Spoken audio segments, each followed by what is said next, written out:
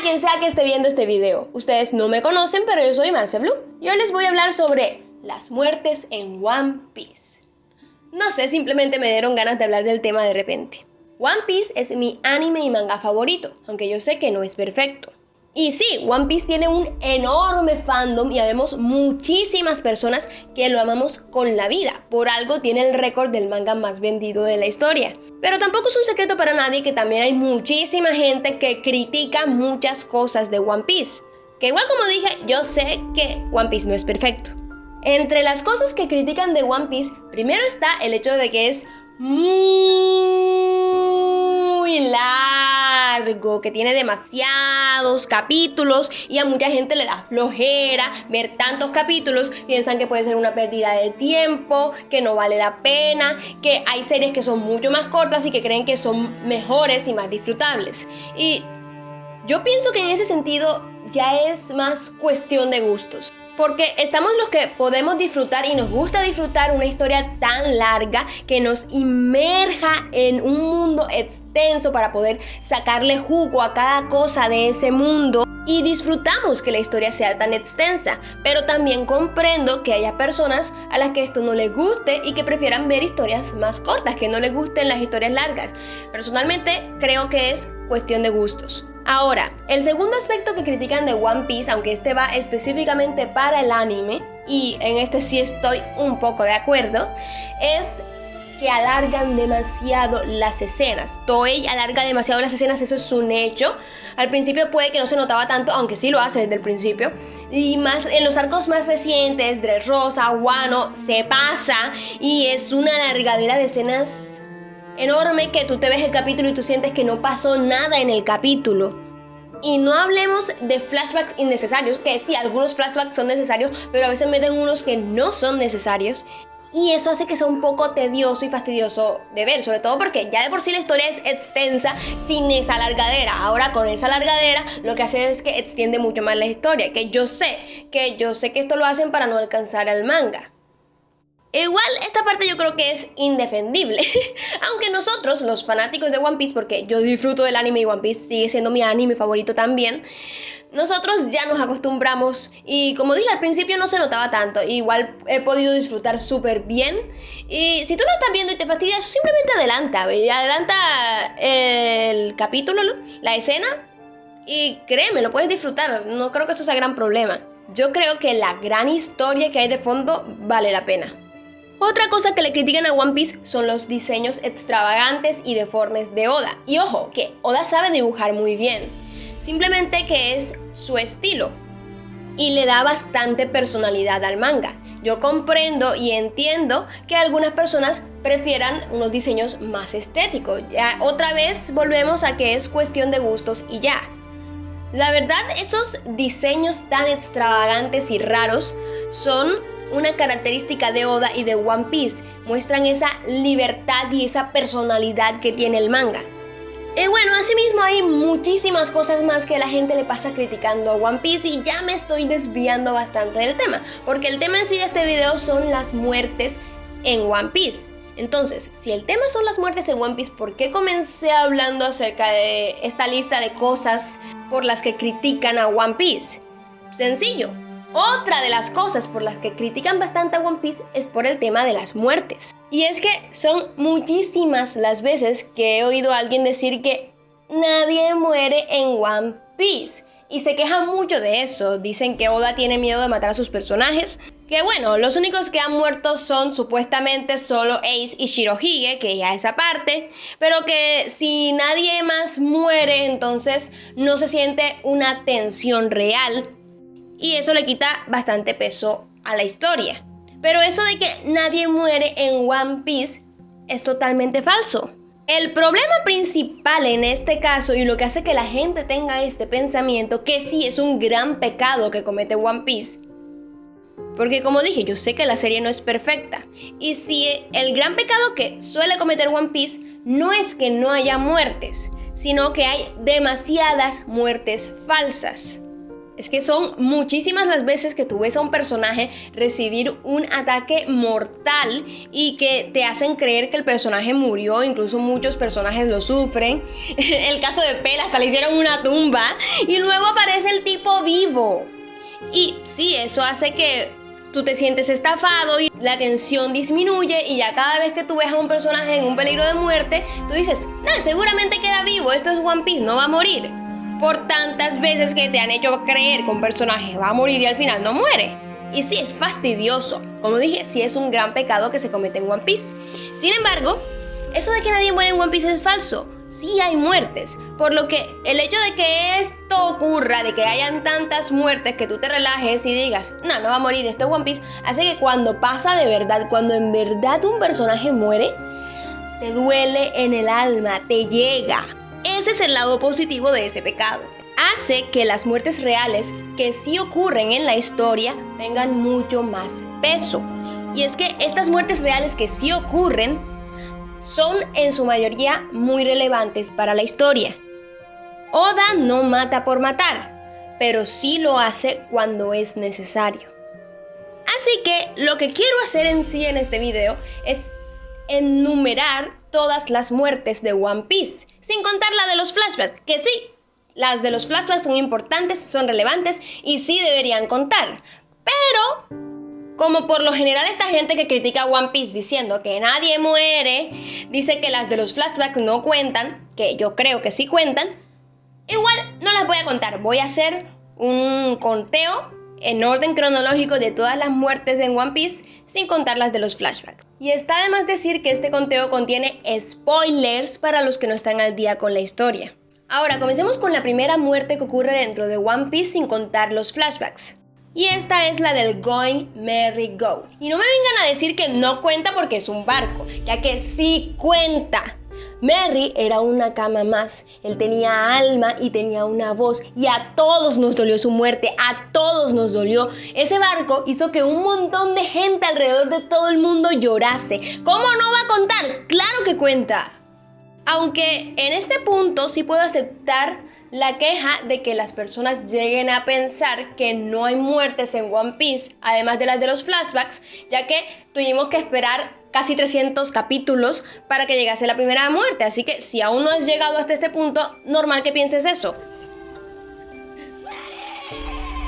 La segunda y tercera muerte son las muertes más icónicas y conocidas de la historia. Por eso puede que muchos crean que son las únicas muertes de One Piece cuando no es así. Y de hecho, la segunda muerte es la más spoileada de la historia. Yo también comencé a verme One Piece sabiendo que Ace iba a morir. Porque sí, la segunda muerte es la de Ace. Pensando en esa muerte, me recuerda a una conversación que tuve una vez con alguien. Esta persona dijo textualmente: la muerte más pendeja que veré nunca. Y mira que vi la de Neji. A lo que yo le respondí: bueno, igual la de Ace era necesaria. La de Neji era súper innecesaria para la historia. Y él me dijo: touché. Porque sí, la muerte de Ace es estúpida, súper estúpida. Yo amo a Ace, lo adoro. En serio que me encanta Ace. Pero está pendejo, está idiota. O sea, todo lo que hicieron por él. Toda esa guerra era para salvarle la vida. Tantos sacrificios, muchos de sus nakamas murieron en esa guerra. Finalmente lograron liberarlo y ya estaban huyendo. Solo tenían que escapar y ya iban a ganar. Pero el muy idiota se deja provocar por el imbécil de Akainu. Y en vez de seguir huyendo como tenía que hacer, se devuelve y enfrenta a Akainu para terminar muriendo. O sea, ¿cómo? Así que sí, no puedo refutarle el hecho de que la muerte es estúpida. Pero lo importante aquí es la relevancia. Me viene a decir, y eso que vi la de Neji. Por favor, ¿para qué sirvió la muerte de Neji? ¿Para desarrollar un chip que no tiene nada de desarrollo? Pero ya, no estoy aquí para criticar la muerte de Neji ni para criticar al Narujin, a cada quien. Y les digo que la muerte de Ace fue estúpida, pero eso no quita para nada lo mucho que esta me dolió demasiado. Sobre todo ver la reacción de Luffy en ese momento, imaginar lo que él sintió y cómo esto lo afectó. También todo lo que significa la muerte de Ace, en serio que duele mucho. Y junto a la muerte de Ace tenemos la de Shirohige, que fue tremendamente épica, o sea, murió de pie y ese grito icónico que todos recordamos. ¡El One Piece existe! Simplemente épico. Y ambas muertes, tanto la de Shirohige como la de Ace, cambiaron completamente el mundo de One Piece, dieron el inicio a una nueva era. Por eso son las muertes más relevantes e importantes de toda la historia. Como dije, Oda no mata por matar, pero lo hace cuando es necesario. Y esto no solo fue importante para el mundo de One Piece, sino también para el mismo Luffy. Aquí él, gracias a esto, se encontró con una barrera. Se pudo dar cuenta de su propia debilidad y fue cuando tomó la decisión de entrenar para hacerse más fuerte y no volver a perder a nadie más. Por eso tenemos los 2 años de entrenamiento. Así de importante y relevante es la historia. Ayuda al desarrollo mismo del protagonista. Aun cuando me vengan a decir que Luffy no tiene ningún desarrollo, que sigue siendo el mismo y bla bla bla, eso ya es discusión para otro video. La cuarta y quinta muerte son muertes de enemigos. Estoy hablando de las muertes de Vergo y Monet. Curiosamente, ambos murieron por acciones indirectas de Law. En el caso de Vergo, él se enfrentó a Law y Law lo despedazó y lo amarró ahí. Y luego hubo una explosión, si mal no estoy, y ahí murió. En el caso de Monet, realmente Law no tenía intención de matarla, supongo yo. Fue Caesar el que la mató. Caesar fue el que mató directamente a Monet. Porque Law le entregó un corazón a Caesar y Caesar creía que era el de Smoker. Y como ya se veía perdido, él dijo, al menos voy a quitarle la vida a Smoker, y apuñala el corazón creyendo que está matando a Smoker. Cuando al final a quien termina matando realmente fue a Monet. La verdad es que la escena final de Monet muriendo mientras hablaba con Doflamingo fue bonita, fue bonita. Realmente no tengo mucho que decir de estas 2 muertes, así que pasemos a las siguientes. La sexta muerte fue la de Pedro en Whole Cake. Ese sujeto llegó a Whole Cake con sus intenciones suicidas desde el comienzo, porque él estaba convencido de que ese era su momento. Estaba siguiendo las palabras que Roger le dijo cuando era pequeño sobre que todos tenemos nuestro momento y sobre buscar ver el nuevo amanecer. Él, al ver a los Mugiwara, se dio cuenta de que los Mugiwara eran el nuevo amanecer. Así que hizo todo lo posible por ayudarlos, guiarlos, protegerlos. Los ayudó a escapar. Ese era su momento y se sacrificó por ellos. Por lo que la muerte de Pedro sí tiene su relevancia y también te llega.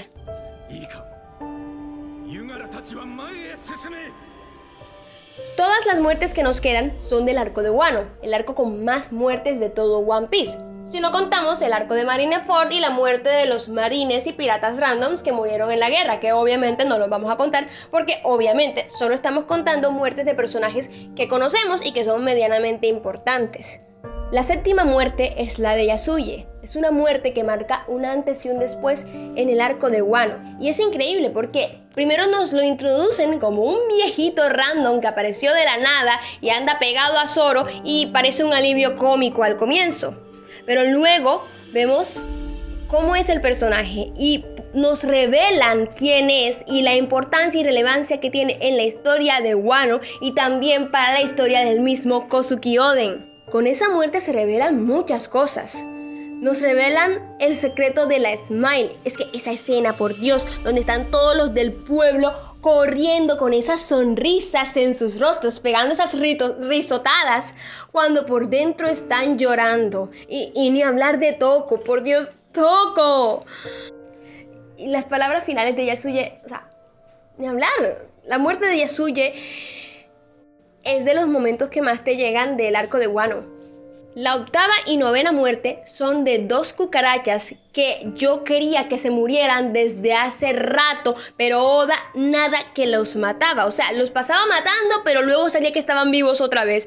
Y así una y otra vez, y ya yo era harta de esos tipos fastidiosos. Y sí, estoy hablando de Kanjuro y de Orochi. Que entiendo bien el cuento de Orochi con su fruta y que tenían que cortarle todas las cabezas que tenía. Al final ambos tuvieron las satisfactorias muertes que se merecían, esos desgraciados. La 11ª muerte no me las esperaba y creo que esto es spoiler del manga. En fin, yo no esperaba que muriese ningún vaina roja. Y al final murieron Iso y Ashura Doji. Lo que me parece curioso porque los dos vainas rojas que más ataques mortales recibieron fueron Kinemon y Kiku. Y al final murieron fueron los otros dos. Y eso que, a Kinemon literalmente lo partieron por la mitad, pero se salvó porque le dieron justo donde Law lo había cortado antes y como que no lo terminó de unir. Muchos creen que eso fue guionazo. Yo creo que sí fue bastante conveniente, pero guionazo no fue porque la habilidad de Law se explica muy bien. En fin, y esto también me parece curioso porque estos samuráis están siempre peleando para morir, para arriesgar sus vidas por su señor, para tener una muerte épica, para darlo todo por su gente, ya. Y Usopp los enfrenta y les dice, ¿ustedes están idiotas o qué? ¿Por qué siempre están peleando para morir? Yo siempre peleo para sobrevivir, sabemos que es Usopp y sabemos cómo es. Y me gustaron mucho las palabras que les dijo Usopp a los vainas rojas e Iso estuvo de acuerdo con él. Me parece curioso porque Iso estuvo de acuerdo y apoyó a Usopp y al final Iso terminó muriendo. Y sinceramente yo ni me di cuenta de cuando Iso y Ashura Doji murieron, sino hasta después de que acabó la guerra y ya los estaban lamentando y velando y yo espérate, ¿en qué momento murieron? Aún así me parece algo normal porque, estaban en tremenda guerra contra dos Yonkous y también había esta gente del gobierno mundial ahí, así que comprensible que murieran. Y triste. Y la 12ª muerte que casi se me olvida contar y que también es spoiler del manga es la muerte de Nefertari Cobra, el rey de Arabasta y padre de Vivi.